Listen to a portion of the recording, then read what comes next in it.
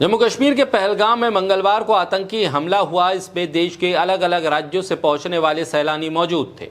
न सिर्फ देश से बल्कि विदेशों से भी आने वाले सैलानी वहां मौजूद थे, जिनकी जिंदगी छीन ली इन आतंकियों ने। उसमें गुजरात राज्य से आने वाले 3 लोग भी शामिल थे, जिनकी जिंदगी चली गई। इसमें सूरत के शैलेश भाई कालथिया भी थे। उनका अंतिम संस्कार कर दिया गया है। हजारों की भीड़ मौजूद थी और इस बीच केंद्रीय जल शक्ति मंत्री CR पाटिल उनके परिवार को सांत्वना देने पहुंचे। इस दौरान मृतक की पत्नी शीतलबेन का गुस्सा उन्हें झेलना पड़ा, उनके गुस्से का सामना करना पड़ा, उनका सब्र का बांध टूट गया। शीतलबेन ने आतंकी हमले के लिए सरकार और सुरक्षा एजेंसियों को जिम्मेदार ठहराया। उन्होंने केंद्रीय मंत्री से कहा कि पहलगाम में कोई सेना, कोई पुलिस नहीं थी। मैं मदद के लिए चिल्लाती रही। इतना बड़ा पर्यटन स्थल होने के बावजूद कोई मेडिकल कैंप नहीं था। आप लोग जनता के टैक्स से हेलीकॉप्टर पर घूमते हो। आपकी जिंदगी जिंदगी है, टैक्स देने वालों की जिंदगी जिंदगी नहीं है। शीतलबेन के बोलने के दौरान केंद्रीय मंत्री चुपचाप सर झुकाकर उनकी बातें सुनते रहे।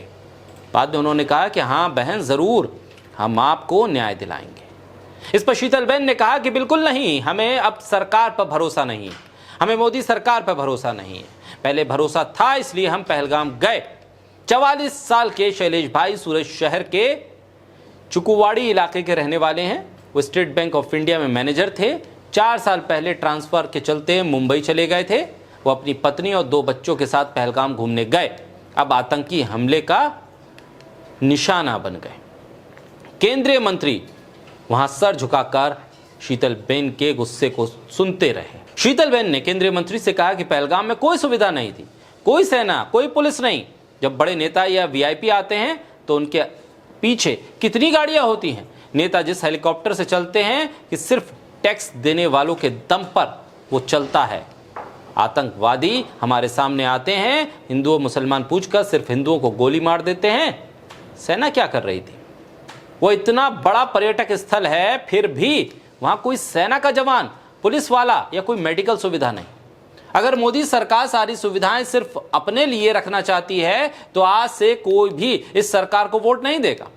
ये बात उन्होंने कही और कहा कि आपके पीछे कितने VIP हैं, आपके पास कितनी गाड़ियां हैं। आपकी जिंदगी जिंदगी है, टैक्स देने वालों की जिंदगी जिंदगी नहीं। अगर आप इतना टैक्स ले रहे हैं तो सुविधा क्यों नहीं देते? अपने बेटे की तरफ हाथ बढ़ाते हुए शीतलबेन ने कहा, इन बच्चों का क्या भविष्य है?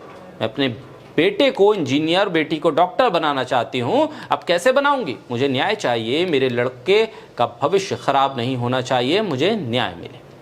जब पाटिल ने कहा कि सरकार मदद करेगी तो शैलेश कालथिया की पत्नी शीतलबेन ने कहा कि सरकार सिर्फ यही कह रही है कि हम कार्रवाई करेंगे, लेकिन अब तक कुछ नहीं हुआ। सरकार को यह भी नहीं पता कि अस्पताल में लोगों को सुविधा मिली है या नहीं। पहलगाम में अगले दिन कर्फ्यू लगा दिया गया था। सड़कें बंद थी, वीरान थी। सड़कों पर जहां भी देखो 100-200 सेना के जवान खड़े थे। केंद्रीय मंत्रियों के साथ मौजूद नेताओं ने जब शीतलबेन को बोलने से रोकने की कोशिश की तो उन्होंने गुस्से में कहा, नहीं सर, आपको सुनना पड़ेगा।